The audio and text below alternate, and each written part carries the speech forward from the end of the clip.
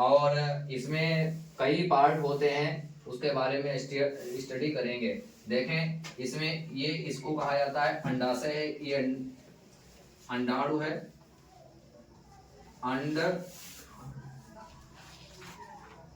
अंडाणु यहाँ पर बनेगा, अंडाणु। और इसको कहा जाता है अंडवाहिनी, फैलोपियन ट्यूब, फैलोपियन ट्यूब। और इसमें जो है इसको कहा जाता है तुम्बिका, तुम्बिका एम्पुला, एम्पुला इसको कहा जाता है। और ये इसको कहा जाता है गर्भाशय, गर्भाशय, गर्भाशय इसको कहा जाता है, गर्भाशय। और ये होता है अंडाणु यहाँ पे बनता है। और ये जो होता है ये होता है मध्यस्थ, मध्य स्तर। और ये वाला जो होता है अंतः स्तर। अब ये पार्ट होते हैं, इसको कहा जाता है फीमेल रिप्रोडक्टिव सिस्टम। इतने भाग होते हैं, इसको आपको बताना है। अब इसको कहा जाता है झालरदार कीप, झालरदार कीप, इसको झालरदार कीप कहा जाता है।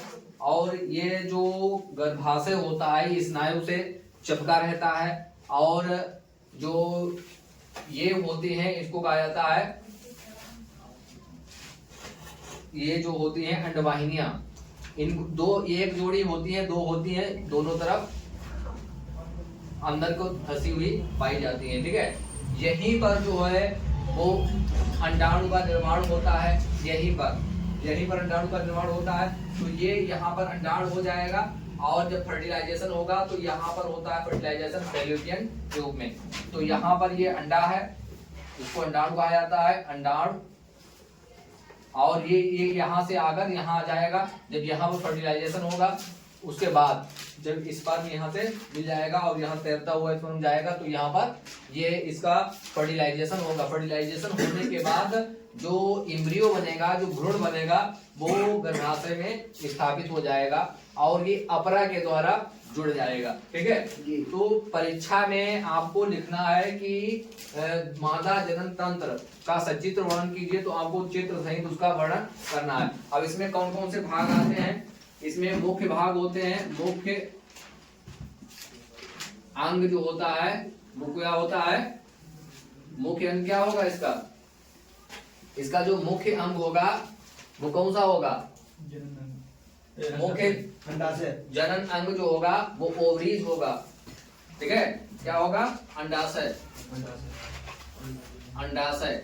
ठीक है, ये वाला जो है ये दोनों होते हैं, ये इसको कहा जाता है, इन दोनों को अंडाशय, अंडाशय, यही है अंडाशय। ठीक है, अंडाशय लिखेंगे और अंडाशय में आपको लिखना है थोड़ा बहुत। अंडाशय ये जो होते हैं ये जो वो होता है योनिक, इधर के दोनों तरफ, एक इधर होता है एक इधर होता है, एक जोड़ी होते हैं। ठीक है, तो अंदर धसे हुए पाए जाते हैं, स्नायु के द्वारा ये चिपके रहते हैं। इतना लिखने के बाद, ठीक है, उसके बाद में ये खत्म हो जाएगा। और इसके बाद में जो ये मुख्य जनन अंग है, ठीक है, इसको कहा जाता है मुख्य जनन अंग, क्योंकि यहीं से जो है अंडाणु का निर्माण होता है, यहीं से अंडाणु बनते हैं। ठीक है, अंडाणु बनने के बाद यहाँ से चला जाता है। ठीक है, तो उसके बाद में सहायक जनन अंग में लिखना है सहायक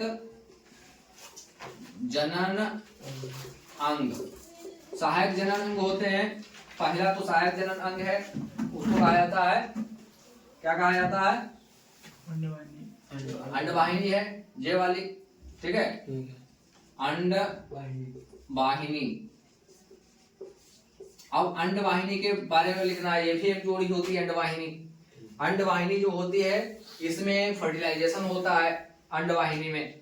ठीक है, और इसमें जो है जो FSH होता है और एक LH होता है हार्मोन, जिसके द्वारा इसमें से प्रोजेस्टेरॉन हार्मोन निकलते हैं। कौन से हार्मोन निकलते हैं? प्रोजेस्टेरॉन हार्मोन, ठीक है, जो सहायक होते हैं, इसमें मदद करते हैं।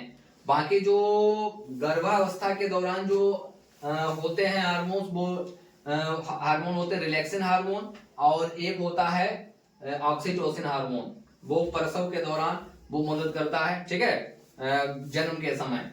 वो ऑक्सीटोसिन होता है, रिलैक्सिन होता है, और एक होता है लेक्टोजेनिक हार्मोन। लेक्टोजेनिक हार्मोन का काम होता है दुग्ध उत्पादन करना, ठीक है, तो वो उसमें अपनी भूमिका निभाता है। तो अंडवाहिनी में लिखना है, अंडवाहिनी के अंदर इसमें जो है फर्टिलाइजेशन होता है। कहाँ होता है? अंडवाहिनी में, ठीक है। तो अंडवाहिनी ये वाली है और एक ये वाली है, फैलोपियन ट्यूब इसको कहा जाता है, ठीक है, एम्प्यूला इसमें होते। उसके बाद में दूसरे नंबर पे जो आता है वो होता है योनि। योनि आएगा, योनि आएगा, और ये योनि जो होती है ये इसको कहा जाता है, ये वाली जो होती है योनि मार्ग होता है ये, ठीक है, जहां से इसको स्पर्म मिलते हैं और मूत्र भी इसी से निकलता है, और ये इसको योनि कहा जाता है, ठीक है। और इसमें जो है आता है गर्भाशय आएगा, गर्भाशय, गर्भाशय आएगा। गर्भाशय ये मुख्य भाग होता है, इसका लगभग 50 ग्राम का होता है गर्भाशय, और इसका बाद में वजन बढ़ जाता है, ठीक है। ये भी स्नायु के द्वारा चिपका रहता है, क्योंकि यहाँ पर फर्टिलाइजेशन होता है, और जो भ्रूण एम्ब्रियो का जो यहाँ पर होता है प्रतिस्थापन, यहाँ पर आ जाता है। जो यहाँ से जो यहाँ आएगा, यहाँ से आएगा, यहाँ पर हो जाएगा फर्टिलाइजेशन, और फर्टिलाइजेशन होने के बाद में यहाँ पर आ जाएगा, इसको कहा जाता है एम्ब्रियो, ठीक है। यहाँ पर इसका फर्टिलाइजेशन होने के बाद प्रतिस्थापन होगा, और ये होगा कौन सी अवस्था में? ब्लास्टूला अवस्था में। कौन सी अवस्था? ब्लास्टूला, ब्लास्टूला अवस्था में इसका यहाँ पर हो जाएगा, आ जाएगा यहाँ पर गर्भाशय में, ठीक है। ये अवस्था जो होगी इसकी ब्लास्टूला होगा। यहीं पर जो है पूरा जाइगोट बनने के बाद बढ़ेगा, उसके बाद में पूरा ये तैयार हो जाएगा, और ये लगभग प्रोसेस 9 महीने की होती है, और 9 महीने के बाद जब शिशु का जन्म होगा तो ये जो यौन है इसके लिए एक रास्ता होगी, ठीक है। अक्सर ज्यादातर बच्चे जो होते हैं पैदा होते हैं वो सिर होता है पहले निकलता है, ठीक है, तो वो सीधा बच्चा पैदा होता है। कुछ बच्चे होते हैं जिनमें जो होता है पैर वगैरह बाहर निकलते हैं, तो वो उनको कहा जाता है उल्टे पैदा हुए, ठीक है। तो ज्यादातर बच्चों की पैदाइश जो होती है वो सीधी होती है, क्योंकि बच्चा जो लटका होता है तो उल्टा लटका होता है, ठीक है, तो उसकी पैदाइश वैसे ही होती है, ये घूमता रहता है यहाँ पर, ठीक है। तो गर्भाशय हो गया। उसके बाद में अगली हेडिंग जो होगी वो होगी भाग। भाग एक भाग होता है जो यहाँ पर जो उसका बाहरी अंग होते हैं इसको कहा जाता है भाग, ठीक है, बल्वा कहा जाता है, भाग कहा जाता है इसको। और ये जो है इससे कई गर्भाशय जो है यहाँ यौन से कुछ हार्मोन्स भी निकलते हैं, ठीक है, कुछ हार्मोन्स निकलते हैं। तो इसमें हेडिंग अगली लिख देना है सहायक जनन ग्रंथियां, जनन ग्रंथियां। तो जनन ग्रंथियां में बार्थोलिन ग्रंथियां होती हैं, बार्थोलिन ग्रंथियां, और दूसरी जो होती है दुग्ध ग्रंथियां, दुग्ध ग्रंथियां, ठीक है। बार्थोलिन ग्रंथियां जो होती हैं यहाँ पर योनि के पास होती हैं, और जो मैथुन के सहायक होती हैं, और दुग्ध ग्रंथियां जो होती हैं वो स्तन ग्रंथियां जिनको कहा जाता है, ये दुग्ध निर्माण में सहायक होती हैं, और 15 से 20 पालियों का बना होता है। ये पालियां होती हैं इसमें 15 से 20, जिसमें दुग्ध का निर्माण होता है, और इसी में जो हार्मोन होता है लेक्टोजेनिक हार्मोन, वो सहायता करता है दुग्ध निर्माण में। इसी में जो होता है जब दुग्ध निर्माण, तो एक कोलेस्ट्रम, क्या होता है? कोलेस्ट्रम। कोलेस्ट्रम वह दूध होता है जो शिशु पहला दूध अपनी माँ से पीता है उसको कहा जाता है कोलेस्ट्रम। इसमें अत्यधिक वसा होती है और बहुत ज्यादा जो होती है रोगों से लड़ने की क्षमता इसके अंतर्गत होती है।